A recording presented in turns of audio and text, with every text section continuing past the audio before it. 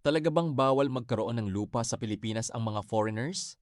Kapag narinig natin na ang isang dayuhan ay naging tagapagmana ng lupa sa Pilipinas, madalas ang unang reaksyon ay, bawal iyan. Pero ang totoo, may isang mahalagang exception ang batas na hindi alam ng maraming Pilipino. Sa ilalim ng 1987 Constitution, malinaw ang pangkalahatang rule. Ang pribadong lupa sa Pilipinas ay maaari lamang ariin ng mga Pilipino ng mga korporasyong may sapat na Filipino ownership.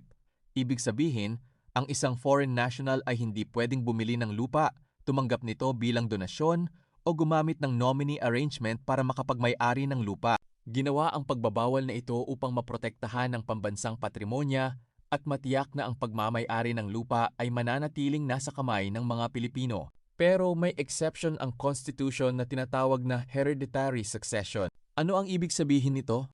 Kung ang isang foreigner ay legal na tagapagmana ng may-ari ng lupa, maaari siyang magmana at maging legal na may-ari ng lupang iyon. Halimbawa, may Pilipinong ama na namatay nang walang iniwang last will. Ang kanyang anak na foreign citizen ay kabilang sa kanyang legal heirs. Sa ganitong sitwasyon, maaaring mailipat ang titulo ng lupa sa anak kahit foreign citizen siya. Legal ito dahil ang paglipat ng pagmamay-ari ay nangyari sa pamamagitan ng hereditary succession. Pero may mahalagang distinction. May intestate succession kung saan walang iniwang last will ang namatay at ang batas ang nagsasabi kung sino ang mga tagapagmana. Mayroon ding testamentary succession kung saan may iniwang last will o huling habilin ang namatay. Dito nagkakaroon ng limitasyon. Ang exception para sa hereditary succession ay karaniwang kinikilala sa mga legal na tagapagmana, lalo na sa mga compulsory heirs tulad ng asawa at mga anak na may karapatan sa mana ayon sa batas. Hindi maaaring gamitin ang last will para basta ipamana ang lupa sa isang foreigner na hindi naman compulsory heir. Kaya kung ang foreigner ay legal na asawa o anak at tumatanggap ng kanyang mana bilang compulsory heir, may legal na basehan ang kanyang pagmamay-ari ng lupang namana.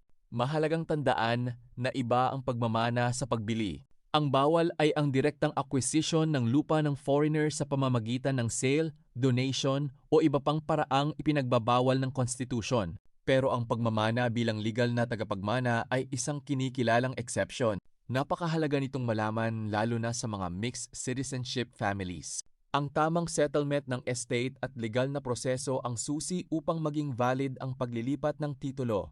Kaya ang sagot sa tanong na pwede bang magmay-ari ng lupa ang foreigner sa Pilipinas ay, sa pangkalahatan, hindi.